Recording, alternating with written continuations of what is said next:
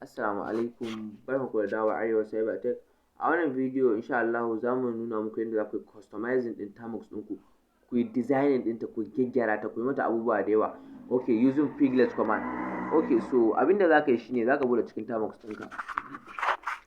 Bayan ka buɗe cikin Termux ɗinka, so da firstly yanzu misali na zo na ce piglet, sai na sa misali sai na saka sunana a nan. Misali sai na ce misali Ahmad, so ina sa Ahmad sai na danna enter, za ku ga shi Ahmad ya fito successful.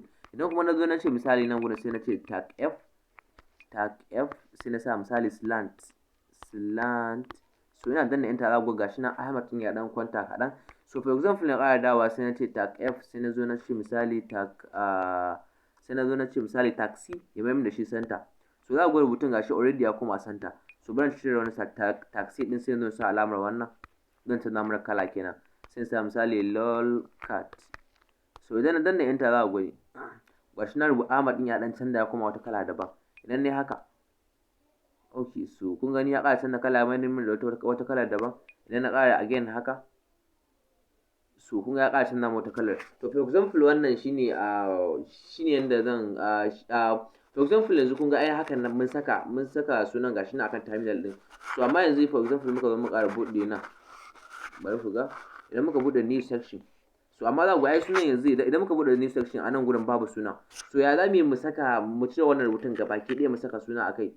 Okay, so simple, abinda za ka yi kawai shine za ku koma cikin za mu koma nan gurin, to za mu zo sai mu ce clear. Okay, bayan mu ce clear sai mu ce cd sai ka sa dot. Ka tabbatar kana home. Idan ba ka san kana wajen gurin ne ka sa cd, idan ka sa cd sai ka danna enter, sai kuma ka zo ka ce cd dot sai ka danna enter. Kana danna enter za ka yi ls ana. Bayan ka yi ls za ka ce cd sai ka shiga cikin user din nan. Bayan ka shiga ciki za ka ce ls sai kuma ka zo ka shiga sai ka ce cd sai ka kofa wannan etc din nan gata nan. Okay, so I'm sorry, gata nan etc, so ka ba ta kofa wannan komai. So gata nan dai etc gata nan a can ƙarshe, so zan ce etc sai in danna enter. Idan danna enter sai in yi ls. So idan na danna ls zan nemo wani file da ake ce masa bash.rc, shi zan nemo yanzu. So zan je nemo shi bash yau gashi nan ga abin nan, wannan sunan zaka nemo, wannan directory din zaka nemo. Okay, bayan ka nemo shi kawai zaka zo nan sai ka rubuta nano sai ka paste din shi anan. Kana paste din shi sai ka danna enter. Idan ka danna enter, so kar ka taba komai a nan gurin, kar ka rage da komai. So idan ka tashi zaka je can ƙasa, zaka scroll ka je can ƙasa. Idan ka zo nan ƙasa sai ka rubuta piglet, so sai ka saka tag F misali sai ka sa slant, sai ka zo nan sai ka ce bayan ka sa slant sai ka sa sunanka da kai so ya bayyana akan terminal ɗinka. So anan ina so sunana ya bayyana ne Ahmad, so gashi nan na saka. Sai in zo nan kuma sai rubuta wannan alamar. Okay, bayan na rubuta ta kuma sai in ƙara bada space sai in rubuta lol cat. Okay, lol cat. Ina rubuta wannan lol cat din, so zan yi control s ne nan, control sai ka rubuta s. Kana rubuta control s sai ka sa control o. Okay, so kana farko abin da zaka yi bari ku gani nuna muku. Idan ka shiga ciki zaka danna wannan control din, ga alamar control a nan gurin. Ga ta nan, barin muku alama gaba ɗaya kawai. Okay, to ba ma zai bani alamar ba. So ga alamar control dai a nan gurin, idan ka danna control haka sai ka danna s, sai ka danna control sai ka danna x, da s da x. Ita control s shine saving, shi kuma control x shine exit kenan. So zan danna control x, so yana fitowa haka kawai abin da zan yi, so zan koma zan yi exit haka. Ina exit haka na fito gabaki ɗaya kenan. So nan gurin sorry, okay, so nan ma zan ƙara exit. Idan na exit haka gaba ɗaya kun ga na fita daga cikin Termux, so zan koma ciki.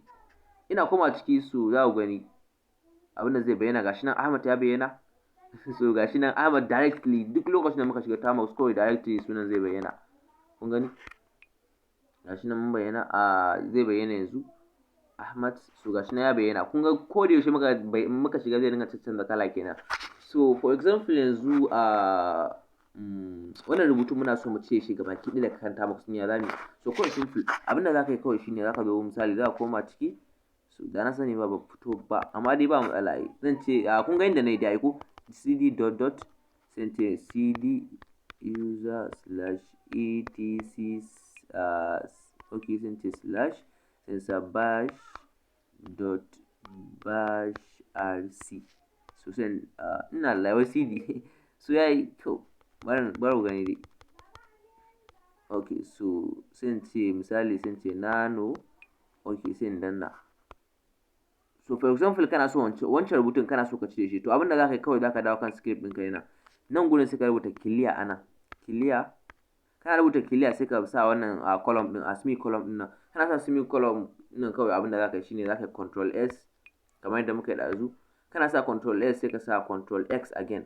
So kana sa control x za ka buɗe new section gani abin ya hau ko bai hau ba. So kana danna new section za ka gashi nan sai da rubutun ya goge sannan kuma Ahmad sai ya fito a sama. So bari ku gani mu exit.